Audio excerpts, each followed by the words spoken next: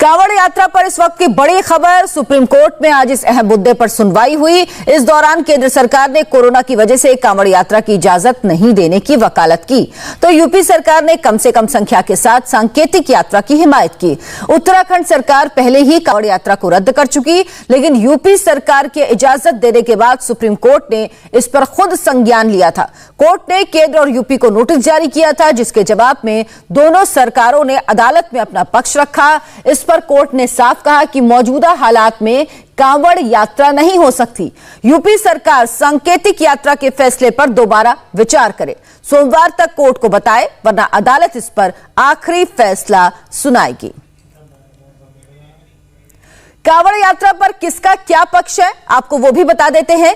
उत्तराखंड ने कांवड़ यात्रा की इजाजत नहीं दी, तो यूपी ने सांकेतिक यात्रा का इरादा जाहिर किया, जबकि कोरोना के हालात को देखते हुए केंद्र सरकार ने भी राज्यों से कांवड़ यात्रा की इजाजत नहीं देने को कहा है। इस पर सुप्रीम कोर्ट ने यूपी सरकार को अपने फैसले पर विचार का एक और मौका दिया। उत्तराखंड ने साफ कर दिया कि इस बार हरिद्वार में कांवड़ियों की एंट्री नहीं हो सकती, जबकि यूपी सरकार का कहना है कि वो कम से कम संख्या में कांवड़ यात्रा के पक्ष में है। जबकि केंद्र सरकार ने राज्यों से टैंकर के जरिए लोकल लेवल पर गंगा जल का इंतजाम करने को कहा। अब सुप्रीम कोर्ट में यूपी सरकार सोमवार को अपना फैसला बताएगी, जिसके बाद कोर्ट का फाइनल ऑर्डर आ सकता है।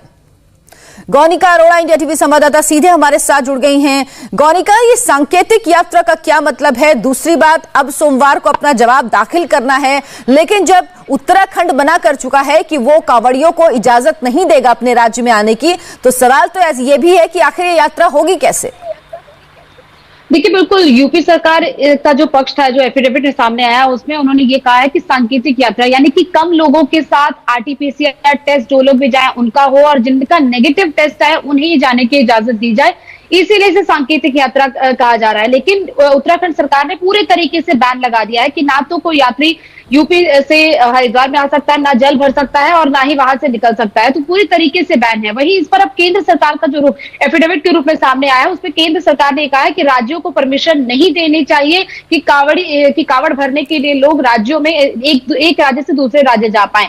हालांकि पूरे तरीके से जो बैन है उसका भी समर्थन नहीं किया गया है। जो सेंटर की तरफ से जो सुझाव दिया गया है कि टैंकर्स में जो गंगा जल है वो भरकर जो भी डिजाइन, बिल्कुल गौनिका, नजर रहेगी कि सोमवार को क्या जवाब दाखिल करती है यूपी सरकार अपना कोर्ट में। बहुत बहुत धन्यवाद आपका इस तमाम बातचीत के लिए।